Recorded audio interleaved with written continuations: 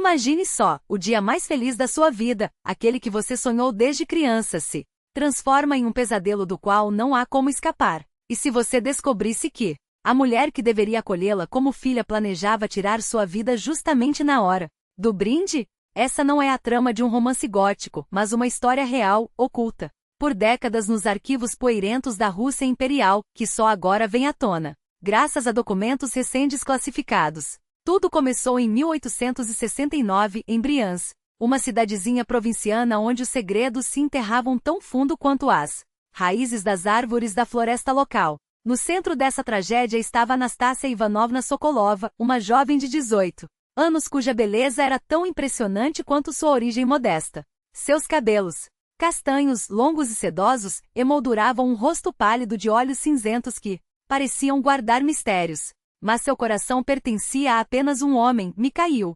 Petrovich Volkov, herdeiro de uma das fortunas mais respeitadas da região. Seu pai, Piotr Semyonovich, era um comerciante próspero, dono de serrarias e lojas que moviam a economia local. A família Volkov era sinônimo de poder e prestígio e qualquer mãe sonharia em ver a filha casada com Mikhail. Menos uma, sua própria mãe, Elizaveta Nikolaevna.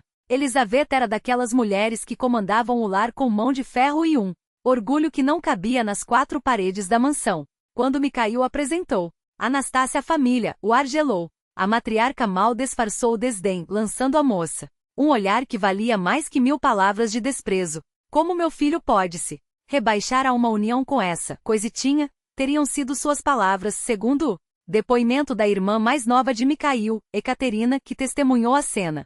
O pai, embora calado, não parecia aprovar a crueldade da esposa, mas também não teve coragem de confrontá-la. Contra todas as expectativas, o romance prosseguiu.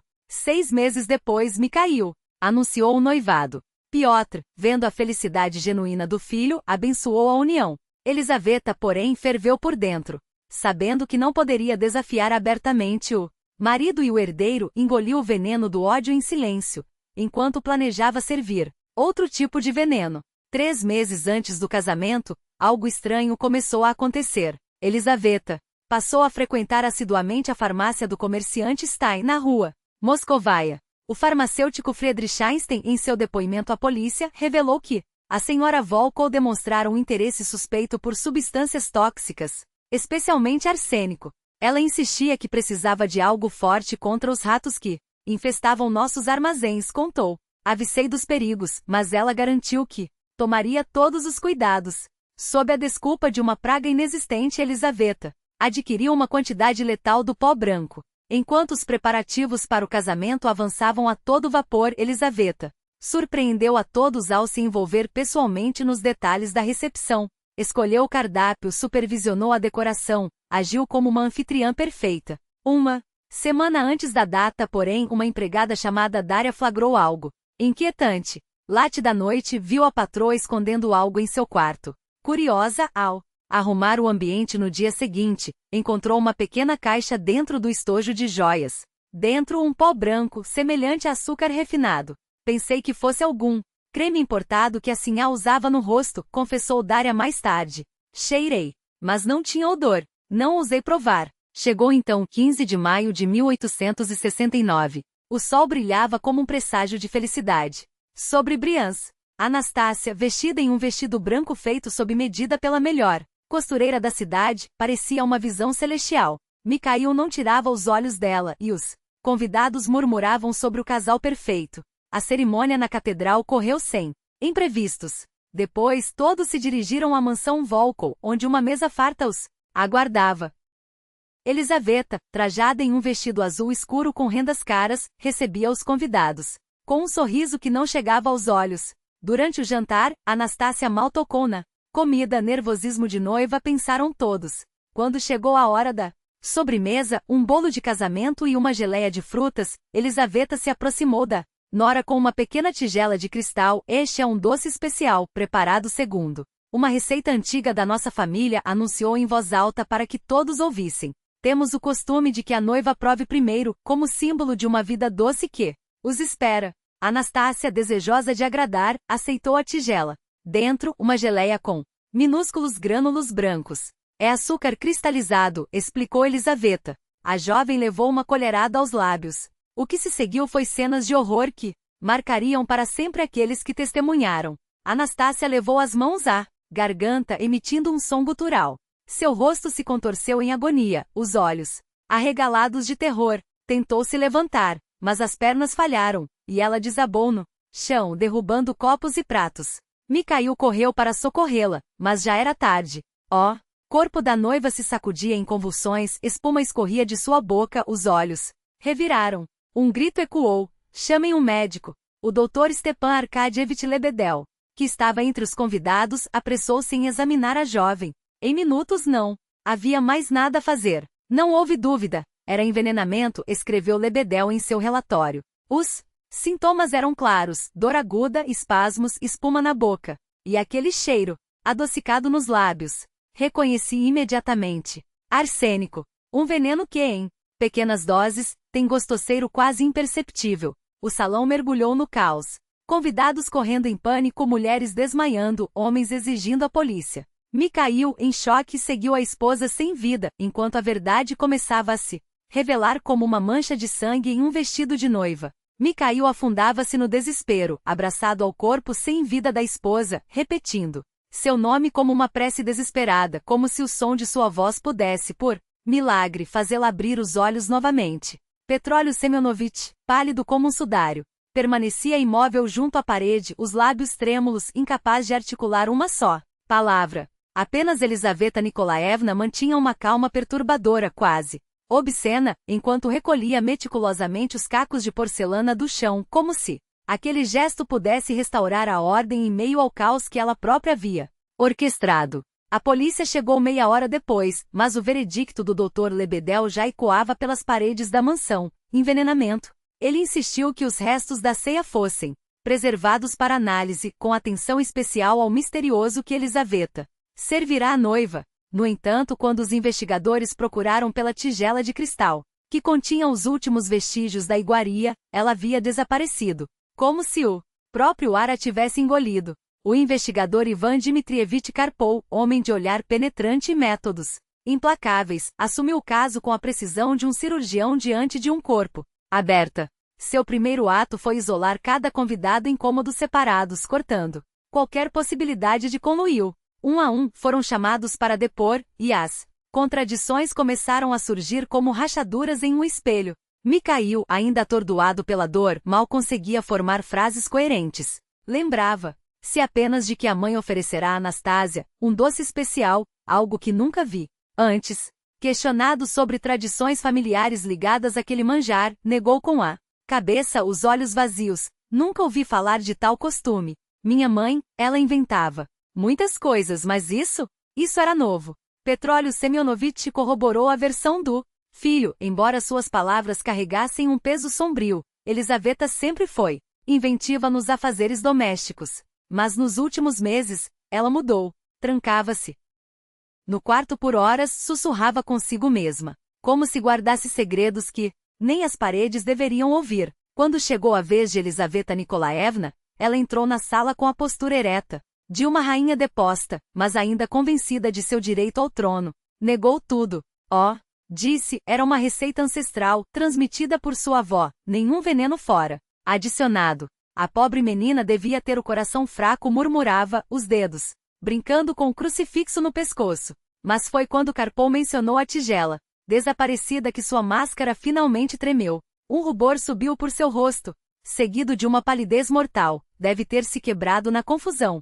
Os criados jogaram os cacos fora com o resto do lixo. O investigador não precisou de mais palavras. Ordenou uma busca minuciosa na propriedade, mas a tigela, como a verdade, havia se esvaído no ar. Ainda assim, Karpov não se deixou enganar. Mandou apreender todos os pratos da ceia, as sobras da comida e, acima de tudo, os pertences pessoais de Elizaveta.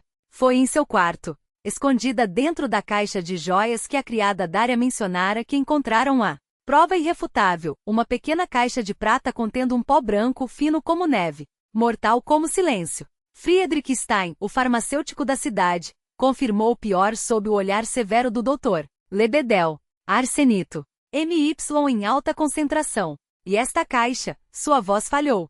Por um instante foi eu quem a vendeu à senhora Volková. Ela disse que era para matar ratos. O veneno que ceifara a vida de Anastasia em plenos festejos nupciais havia sido comprado com sangue frio meses antes, sob um pretexto tão banal quanto sinistro. Elizaveta Nikolaevna foi presa na mesma noite, acusada de assassinato premeditado. A notícia se espalhou como um incêndio em palha seca, inflamando a imaginação de uma cidade que até então via nos Volkov uma família intocável. Jornais estamparam manchetes sensacionalistas. A envenenadora de Briansk, como uma mãe matou a noiva do próprio filho, o banquete da morte, arsênico no doce de casamento. Escândalo ultrapassou fronteiras, transformando o caso em lenda macabra, sussurrada em salões e mercados como advertência às ambições desmedidas. 3 meses depois, o julgamento começou. As provas eram esmagadoras. Os depoimentos das testemunhas que viram Elizaveta servir-o apenas a Anastasia, o testemunho do farmacêutico, o veneno encontrado entre suas joias e, por fim, o laudo do legista, confirmando altíssimas concentrações de arsênico no estômago e no sangue da jovem. Mas o que verdadeiramente gelou a sangue da plateia foi a revelação do motivo. Através de cartas, diários e interrogatórios, Karpov reconstruiu a trama de ambição que se escondia por trás daqueles olhos maternais. Pouco antes de conhecer Anastasia, Mikhail estava prestes a se comprometer com a filha de um rico proprietário de terras vizinho, uma união que traria aos Volkov não apenas dote, mas conexões políticas e expansão de seus negócios. Elizaveta já negociava os detalhes do casamento, tecendo alianças como uma aranha tece sua teia quando o filho anunciou seu amor pela filha de um simples professor. Ela não podia aceitar que seus planos, seus sonhos de grandeza, fossem destruídos por uma plebeia, escreveu Karpov em seu relatório final.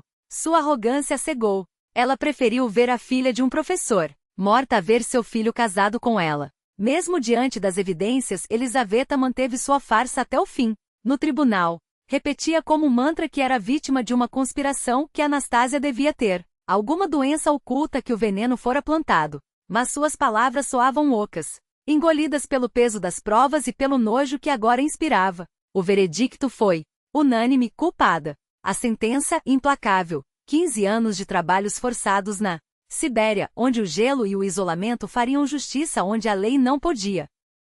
Petróleo Semyonovich, destroçado pela traição da mulher que partilhara sua cama por décadas, pediu o divórcio, um ato quase sem precedentes concedido pela Igreja, apenas diante de crimes tão hediondos. Mikhail, por sua vez, afundou em um abismo, do qual nunca mais emergeria. Abandonou os negócios da família, entregou-se ao álcool e, um ano após a morte de Anastasia, vendeu sua parte na serraria e nas lojas. Partiu de Briansk sem olhar para trás, rumo à Sibéria, não para reencontrar a mãe, mas para fugir das sombras que o perseguiam. Diziam que buscava uma nova vida, nos confins do império, onde o passado não pudesse alcançá-lo. E assim, a história da envenenadora de Briansk deveria ter terminado. Mas o destino, como um romancista cruel, tinha outros planos. 7 anos depois de sua condenação, Elizaveta Nikolaevna foi transferida de um campo de trabalhos forçados para um convento feminino em Tobolsk, oficialmente por motivos de saúde. Lá, passou mais 5 anos em reclusão, até que seus rastros se perderam nas brumas da história. Até que em 1882, quase 13 anos após aquela noite fatídica, Briansk foi sacudida por outro mistério. Ekaterina Volkova, a irmã mais nova de Mikhail, agora casada e conhecida como Ekaterina Krylova, foi encontrada morta em sua casa. Os sintomas eram idênticos aos de Anastasia: dor lancinante, convulsões, espuma nos lábios. A causa oficial? Um ataque cardíaco fulminante. Mas no dia anterior à sua morte, Ekaterina escrevera uma carta à amiga em Moscou, uma carta que nunca foi enviada e que se tornaria a peça-chave de um novo pesadelo. Ontem à noite, jurei que a vi, confessava a letra trêmula. Minha mãe. Ela estava do outro lado da rua, olhando fixamente para nossa casa. Contei ao meu marido, mas quando ele correu até a janela já não havia ninguém. Ele diz que foi imaginação minha, que ela deveria estar na Sibéria, se é que ainda está viva. Mas eu sei que era ela. Tenho um pressentimento terrível, Masha. Parece que ela voltou para terminar o que começou. Unia em suas fileiras aristocratas decadentes, médicos desiludidos e até mesmo alguns membros do clero, todos unidos por uma obsessão mórbida, a arte de matar, sem deixar rastros. Não se tratava de assassinatos por vingança ou ganho material, mas de uma busca quase religiosa pela perfeição na morte. Cada envenenamento era cuidadosamente planejado, executado como uma peça teatral onde a vítima, sem saber, desempenhava o papel principal em seu próprio fim. Os membros do grupo acreditavam que certos venenos, quando administrados com precisão, poderiam induzir estados de êxtase antes da morte, uma espécie de transcendência tóxica, como chamavam nos círculos mais íntimos. E foi exatamente esse círculo que parece ter integrado. As anotações revelam que nos meses que antecederam o casamento de Mikhail, ela frequentava a farmácia com uma regularidade suspeita, sempre interessada em compostos letais, disfarçados de remédios ou iguarias. Ela pergunta sobre doses que não matam de imediato, mas que se acumulam no corpo como uma sombra, escreveu o farmacêutico em maio de 1869, já inquieto. Diz que é para experimentos botânicos, mas seus dedos tremem quando segura os frascos. Hoje percebi que ela observa as jovens que passam pela rua com um olhar calculista. Mas o mais perturbador não eram suas visitas, e sim o que acontecia depois delas. Nos registros policiais da época há menções a pelo menos 3 mortes súbitas de moças solteiras em B entre 1867 e 1869, todas com sintomas compatíveis com envenenamento por arsênico, náuseas, delírios e uma estranha euforia antes do desfecho. Em cada caso, as vítimas haviam recebido presentes de uma mulher desconhecida, doces, perfumes ou até mesmo buquês de flores tratadas com substâncias tóxicas. As autoridades, no entanto, atribuíram as mortes a febres malignas ou fraqueza constitucional, como era comum na época. Ninguém conectou os pontos. Ninguém, exceto Friedrich, em sua última anotação sobre datada de 15 de maio de 1869, apenas 2 dias antes da tragédia na igreja, o farmacêutico escreveu com letra trêmula: ela voltou hoje com uma lista de ingredientes que só um especialista reconheceria como componentes de um veneno lento. Perguntei por que uma dama de sua posição se interessaria por tais coisas. Ela sorriu e disse: para garantir que o final seja tão doce quanto o começo, senhor. Afinal, uma mãe sabe o que é melhor para seus filhos. Então viu o anel novamente. A rosa negra. Deus nos ajude. Se as suspeitas de estavam corretas, o presente que Eve preparou para sua nora não foi um ato de loucura isolada, mas um ritual meticuloso, aprovado, ou talvez até ordenado por uma irmandade que via na morte uma forma de arte. E o mais aterrador, essa irmandade pode não ter desaparecido com ela. Documentos desclassificados do arquivos da Ucrânia, a polícia secreta czarista, revelam que décadas depois, em 1898, uma investigação foi aberta em São Petersburgo após a morte suspeita de uma condessa. Em seu diário, a nobre mencionava ter recebido uma caixa de bombons de uma amiga da infância que assinava como L, a mesma inicial de. A análise dos doces revelou traços de estricnina. O caso foi abafado por pressões políticas, mas um relatório confidencial alertava: parece que a rosa negra ainda floresce nas sombras. Suas pétalas são veneno. Hoje historiadores especulam se o legado de Eve sobreviveu além de sua suposta morte, transmitido como um segredo de família ou como um código entre iniciados. Afinal, como explicar que em 1937, durante o grande expurgo stalinista, um oficial da NKVD tenha registrado em seu dossiê a execução de uma certa Elizaveta Nikolaevna Volkova com a mesma data de nascimento da B, acusada de praticar bruxaria e envenenamentos em massa? Os arquivos soviéticos são notoriamente imprecisos, mas a coincidência é demais para ignorar. E então aos rumores modernos. Em 2018, um toxicologista de Moscou recebeu uma carta anônima contendo uma amostra de pó branco e uma nota: teste isto. É a receita original. Diga-me se ainda funciona. A substância era uma mistura sofisticada de arsênico e açúcar, idêntica à descrita nos diários de Agafia. A caligrafia, segundo peritos, datava do século XIX. Talvez Eve nunca tenha morrido. Talvez ela apenas tenha se tornado lenda e lendas, como sabemos, têm o hábito de ressuscitar quando menos esperamos. Afinal, o que é uma mãe senão alguém que nunca deixa seus filhos sozinhos? Mesmo quando esses filhos são as vítimas de seu próprio veneno. Não era um clube de bordado nem uma sociedade literária. Era a Ordem da Rosa Negra, uma irmandade clandestina que unia, sobretudo, mulheres da alta sociedade. Viúvas ressentidas, esposas traídas, filhas abandonadas à mercê de um mundo que as tratava como peças decorativas. Seu objetivo? Poder. Não o poder que se pede de joelhos, mas aquele que se arrebata com as próprias mãos, mesmo que essas mãos estejam manchadas de veneno. Elas estudavam botânica com a precisão de cirurgiãs, e química com a paciência de alquimistas. Sabiam que uma dose de beladona podia parecer um desmaio comum, que o arsênico bem dosado imitava uma febre passageira.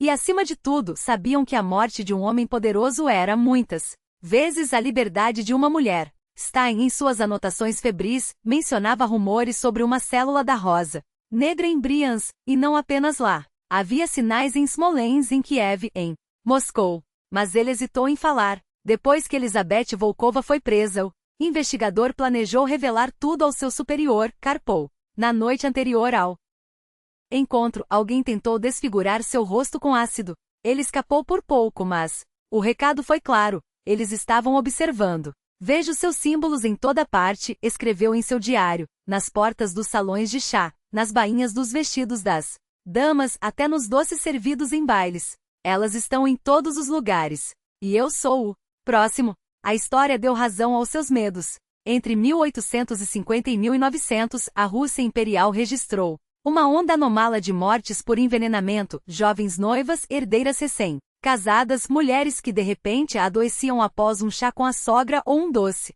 recebido de amigas. Nenhum caso foi solucionado.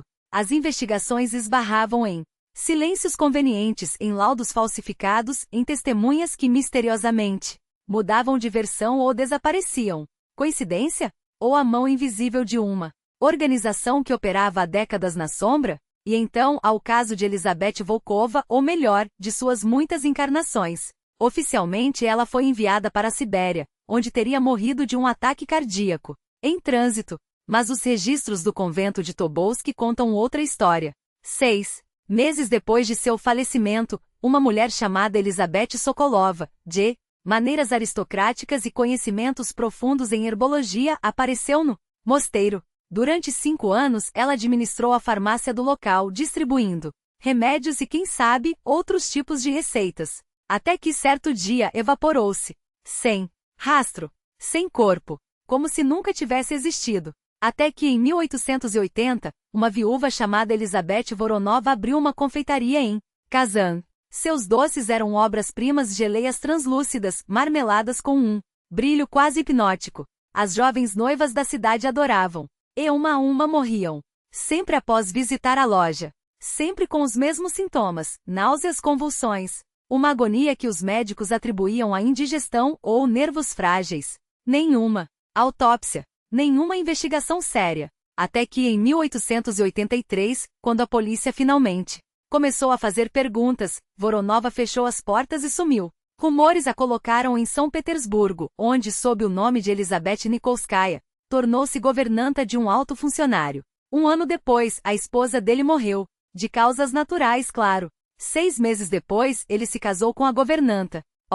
Escândalo foi enorme, mas nenhum promotor ousou tocá-la. O poder do novo marido a protegia. Até que o peso das suspeitas os obrigou a fugir para a Europa. Paris, 1887. Um casal russo é visto em um café próximo à Ópera Garnier. Ela, elegante, com um broche em forma de rosa negra. Ele pálido com olheiras fundas. Nunca mais foram vistos. Seriam todas essas mulheres a mesma Elizabeth Volkova? A justiça nunca provou. Mas a lógica do veneno não deixa dúvidas. Quem aprende a matar uma vez, rara vez abandona a arte. E se a Rosa Negra existiu, ela não se limitou a uma única assassina. Era um sistema. Uma tradição passada de mãe para filha, de senhora para aprendiz.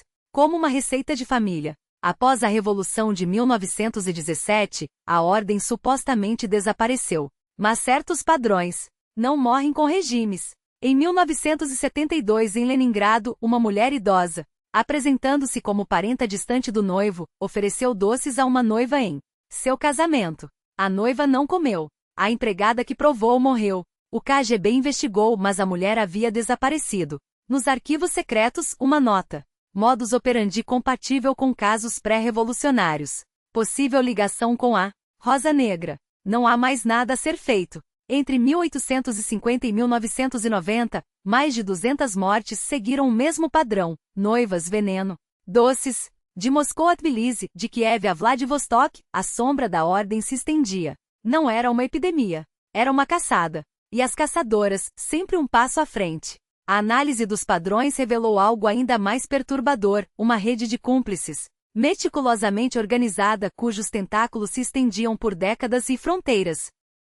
Os casos não eram aleatórios. Eles surgiam em séries, 3, 4 envenenamentos. Em uma mesma cidade no espaço de meses, seguidos por anos de silêncio absoluto. Depois o padrão se repetia em outro lugar, como se uma mão invisível estivesse traçando um mapa de morte pela Rússia. E as executoras? Sempre as mesmas. Mulheres de idade avançada, muitas vezes apresentadas como tias distantes, madrinhas esquecidas ou amigas da família do noivo. Elas chegavam às festas de casamento ou aos devichniki, as despedidas de solteira russas com presentes doces caseiros preparados segundo receitas ancestrais da família que só elas conheciam. Em alguns casos usavam a mesma desculpa esfarrapada, uma tradição que exigia que a noiva provasse um doce especial para garantir uma vida matrimonial doce. Traduzindo, um ritual de morte disfarçado de bênção. Tudo isso apontava para uma verdade inegável: a Rosa Negra não era um mito. Era uma instituição. Uma irmandade que sobreviveu à Revolução de 1917, às purgas de Stalin, à carnificina da Grande Guerra Patriótica e ao colapso da URSS, adaptando-se como um vírus a cada nova era. Mas qual era o seu objetivo real? Por que jovens? Noivas, sempre noivas? E como conseguiram operar na sombra por tanto tempo, escapando até mesmo do KGB? A resposta veio à tona em 2015, durante a restauração de um solar decadente em São Petersburgo. Dentro de um esconderijo oculta na parede, uma cavidade revestida de veludo preto, foi encontrado um manifesto, datado de 1852, escrito em francês com uma caligrafia feminina e elegante. O documento era uma declaração de guerra. Nós, mulheres a quem negaram voz e poder em um mundo de homens, tomamos o que não nos dão por vontade própria. Lia-se nas primeiras linhas. Nossa arma não é o grito, nem a força bruta, mas o sussurro suave e o toque delicado da mão que oferece a taça envenenada. O texto não deixava dúvidas. Elas não matavam por ódio às noivas, mas por piedade. Libertavam-nas, segundo sua lógica distorcida, de uma vida de submissão, do casamento como transação comercial, da prisão dourada onde as jovens eram trocadas como moeda entre famílias.